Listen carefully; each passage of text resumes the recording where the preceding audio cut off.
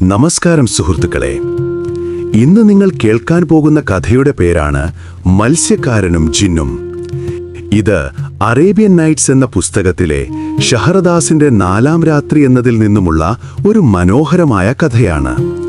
കേൾക്കാൻ തുടങ്ങുന്നതിന് മുമ്പായി കണ്ണുകൾ രണ്ടും അടക്കുക, നിങ്ങളെ റൂമിലെ ലൈറ്റ്സ് ഓഫ് ആക്കുക, ശേഷം ഒരു രസത്തിനായി ആ ഫാൻ കൂടെ ഓൺ ചെയ്യുക.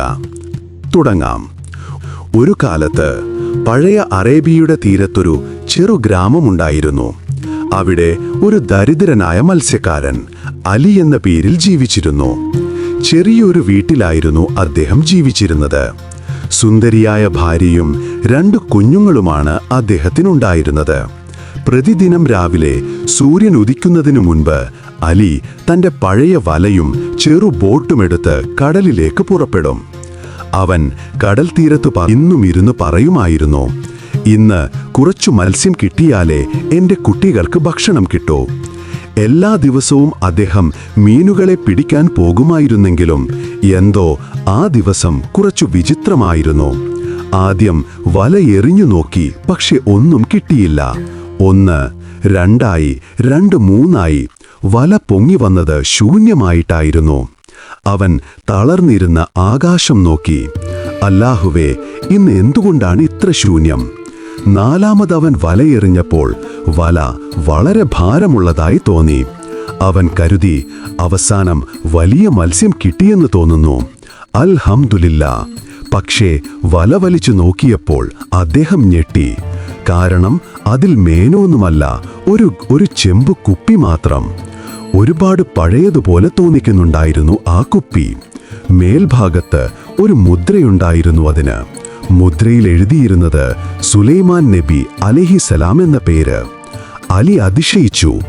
ഇത് വലിയ നിധിയോ എന്തോ എന്ന് വിചാരിച്ചു. അവൻ കുപ്പി കുലുക്കി നോക്കി, ശബ്ദമില്ല. മൂടി ഉറച്ചു പൂട്ടിയിരിക്കുന്നു. പിന്നെ അവൻ കല്ലുകൊണ്ടടിച്ച് മൂടി തുറന്നു. പെട്ടെന്ന് കറുത്ത പുക പൊങ്ങിത്തുടങ്ങി. ആ പുക ആകാശത്തോളം ഉയർന്ന് ഭീമാകാരമായി പരന്നു. അലി പേടിച്ചു പുറകോട്ട് വീണു. ഭയത്തോടെ അത് നോക്കി നിന്നു. അല്ല, എന്താണീ കാണുന്നത്? അലി മനസ്സിൽ പറഞ്ഞു. ആ പുക ഒടുവിൽ മനുഷ്യരൂപം പ്രാപിച്ചു. അപ്പോഴതാ ഒരു വലിയ ജിൻ കനത്ത ശബ്ദത്തിൽ പറഞ്ഞു, ഞാനാണ് അത്ഭുത ജിൻ. സുലൈമാൻ നബി എന്നെ ഈ കുപ്പിയിൽ പൂട്ടിയതായിരുന്നു. നീ എന്നെ മോചിപ്പിച്ചു, അതിനാൽ ഞാൻ നിന്നെ കൊല്ലും. അലി വിറച്ചുകൊണ്ട് പറഞ്ഞു, ഞാൻ നിന്നെ മോചിപ്പിച്ചപ്പോഴും അതിന് പ്രതിഫലമായി നീ എന്നെ കൊല്ലുകയാണോ? ജിന്ന് ചിരിച്ചു. ആദ്യ 100 വർഷം ഞാൻ വാഗ്ദാനം ചെയ്തു, എന്നെ മോചിപ്പിക്കുന്നവന് വലിയ നിധി നൽകാമെന്ന്. പക്ഷേ ആരും വരാഞ്ഞപ്പോൾ ഞാൻ ശപഥം ചെയ്തു, ഇനി ആരെങ്കിലും എന്നെ മോചിപ്പിച്ചാൽ അവനെ ഞാൻ കൊല്ലും. അലി ഭയപ്പെട്ടു, പക്ഷേ ബുദ്ധിയോടെ ചിന്തിച്ചു. ഈ ഭീമനെ തോൽപ്പിക്കാൻ ശക്തിയല്ല വേണ്ടത്, പക്ഷെ ബുദ്ധിയാണ് വേണ്ടത്.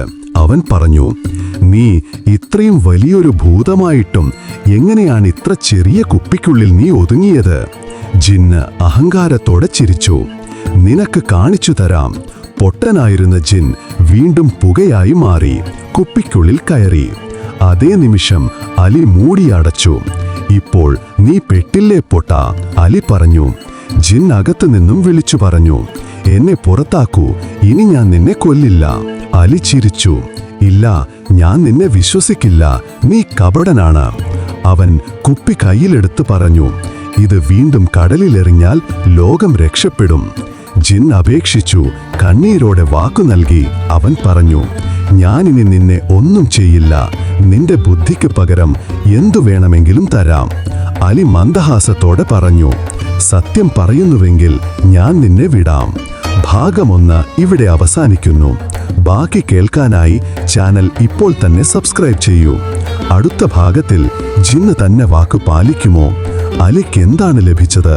ഒരു ദരിദ്രന്റെ ബുദ്ധി എങ്ങനെ ജീവിതം മാറ്റി എഴുതിയെന്നത് അറിയാം അടുത്ത ഭാഗത്തിൽ.